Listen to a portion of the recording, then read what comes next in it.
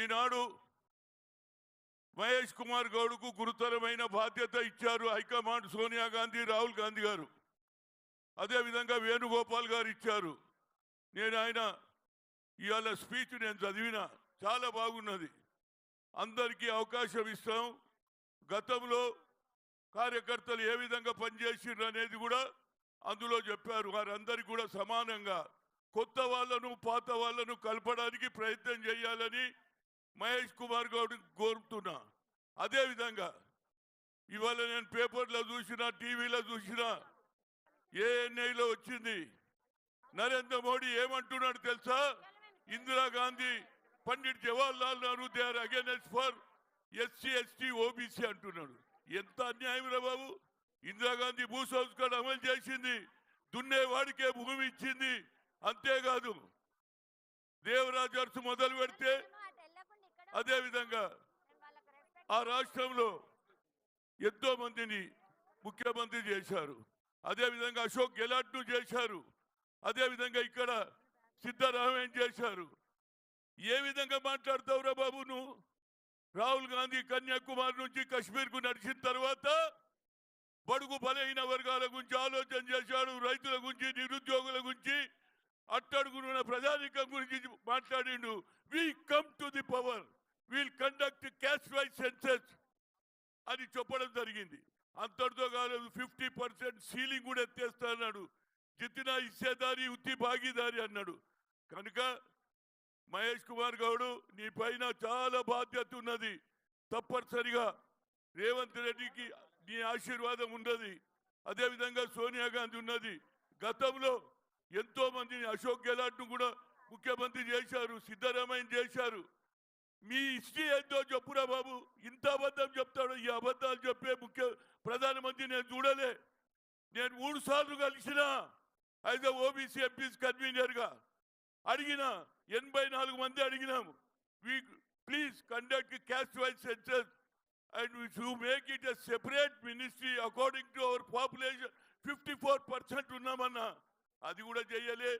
ఇక ఇప్పుడు కొత్త నాటకం చేస్తుండే. ఎప్పుడైతే రాహుల్ గాంధీ గారు కన్యాకుమారి నుంచి కశ్మీర్ పోయిన తర్వాత బడుగు బలహీన వర్గాలకు న్యాయం చేయాలనే ఆలోచన ఇందిరాగాంధీ కుటుంబంలోనే ఉన్నదిరా బాబు. ఈ లెక్క పండిట్ జవహర్లాల్ కూడా పక్కకు పెట్టేసి ఇవాళ ఏది అమిత్ షా వస్తాడట 17 నాడు. ఏం చెప్తావురా బాబు? ఆనాడు బీజేపీ పుట్టనేలే, అది ఆర్ఎస్ఎస్ ఉన్నదో లేదో నాకు తెలియదు. ఆనాడు కొట్లాడినటువంటి కమ్యూనిస్టులు, ఆ తర్వాత కొట్లాడినటువంటి జమలాపురం కేశవరావు, రామానంద తీర్థ, పివి నరసింహారావు నాగ్పూర్లో క్యాంపు పెట్టాడు. అదేవిధంగా ఇవాళ నేను 17 నాడు పోతున్నా. ముఖ్యమంత్రి కూడా లెటర్ రాసిన, ఉత్తమ్కు చెప్పిన, వెంకటరెడ్డికి చెప్పిన. ఎక్కడైతే మన్నాల గ్రామంలో నల్గొండ జిల్లాలో 1947లో వచ్చింది స్వాతంత్రం, కానీ 1 ఇయర్ దానిక జరగలే. అరాచకం జరిగింది. మన వాళ్ళను కొట్టి పంపించారు, చంపేశారు. అదేవిధంగా 1948లో అక్కడ ఉన్న వన్నాల గ్రామంలో 10 మంది విద్యార్థులు జెండా ఎక్కించిర్రా బాబు. వాళ్ళు ఎక్కించినని పోలీస్ తూటాలకు బలైనరు. 17 నాడు పోయాడా, ఫౌండేషన్ వేస్తా, అక్కడ అమరవీరుల స్తూపం కట్టించి మా రేవంత్ రెడ్డి గారితో ఇనాగ్రేషన్ చేపిస్తా. ఇది మా ఆలోచన. మీరు ఎక్కడున్నారా బాబు? కనుక ఇవాళ సమయం ఆసన్నమైంది. అంచెలంచెలుగా వచ్చినావు. ఎన్ఎస్ఏ నుంచి వచ్చినావు, యూత్ కాంగ్రెస్కి వచ్చినావు.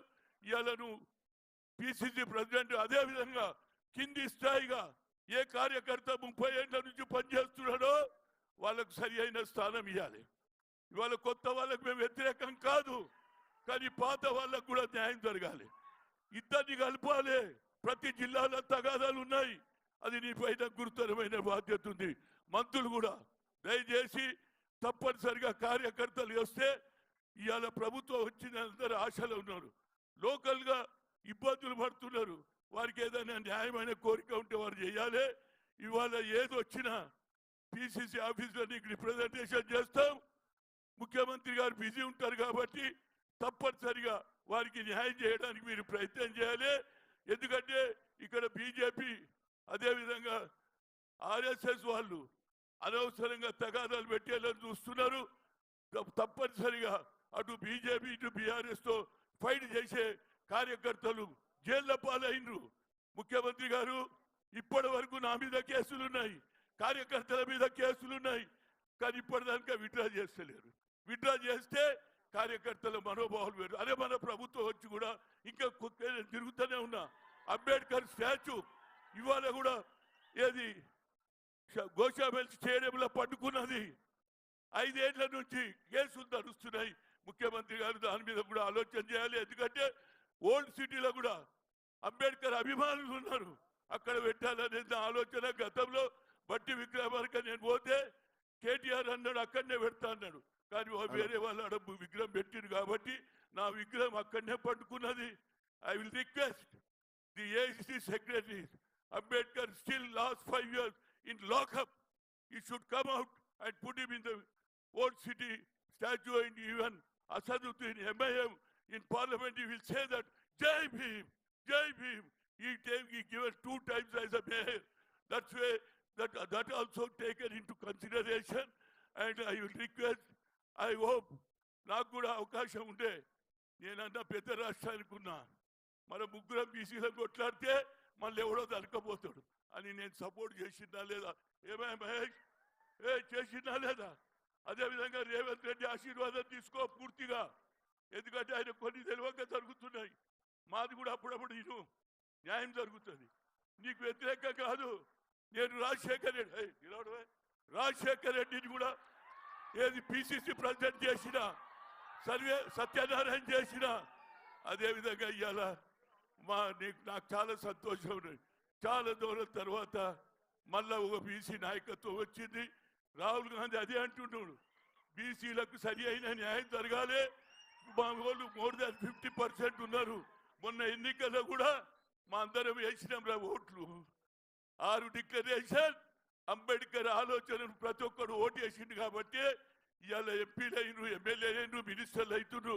రేవంత్ రెడ్డి తప్పనిసరిగా రాహుల్ గాంధీ ఆలోచనను వీరు అసెంబ్లీలో బిల్లు పెట్టారు. బిల్లు పాస్ అయింది, 150 కోట్లు రిలీజ్ అయింది, కానీ ఇంతవరకు పని మొదలు పెట్టలేరు. దయచేసి రేవంత్ రెడ్డి గారు కులగానే మొదలు పెట్టి నీకు దండం పెడతారు. అన్ని పార్టీల అడుగుతున్నారు, అది చేస్తే రాహుల్ గాంధీ కూడా పార్లమెంట్లో మాట్లాడే అవకాశం ఉంటుందని కోరుతూ మరొకసారి మహేష్ కుమార్ గారు గాడ్ బ్లెస్ యూ, మంచిగా పనిచేసి పేరు తెచ్చుకోమని కోరుతున్నా. జై తెలంగాణ, జై రాజీవ్ గాంధీ, జై రాహుల్ గాంధీ, జై సోనియా గాంధీ. నమస్కారం.